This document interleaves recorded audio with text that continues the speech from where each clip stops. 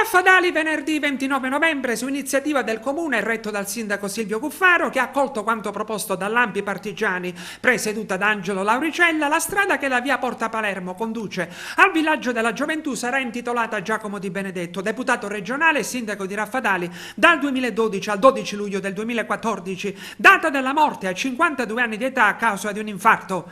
La cerimonia di intitolazione si svolgerà alle ore 16:30. Poi nella sala del Consiglio Comunale si svolgerà un dibattito tra sindacalisti, esponenti politici dell'Associazione Partigiani. Ascoltiamo in proposito lo stesso Angelo Lauricella. L'Ampi provinciale di Agrigento, assieme al comune di Raffadali e all'associazione degli ex parlamentari, hanno costruito questa bellissima iniziativa.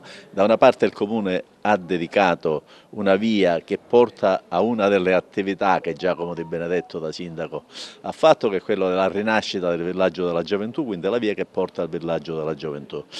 E naturalmente a lui si farà poi un'iniziativa in cui parleremo e ricorderemo il suo lavoro, ed è un lavoro importante, anche se lui se n'è andato in anticipo, molto presto, in un periodo in cui la politica era un affare di giovani che entravano in piazza, e la politica era qualcosa in cui ci si confrontava tra diversi, e gli altri potevano essere concorrenti, avversari, ma non erano nemici, e si tendeva a una soluzione unitaria, si andava verso la sintesi. Giacomo era questo, ed era anche un intellettuale, uno che ha lavorato su diversi campi, un dirigente riconosciuto e un grande sindaco del Raffadali. Peccato che se ne sia andato presto per continuare anche questo lavoro che aveva iniziato. Merita questo riconoscimento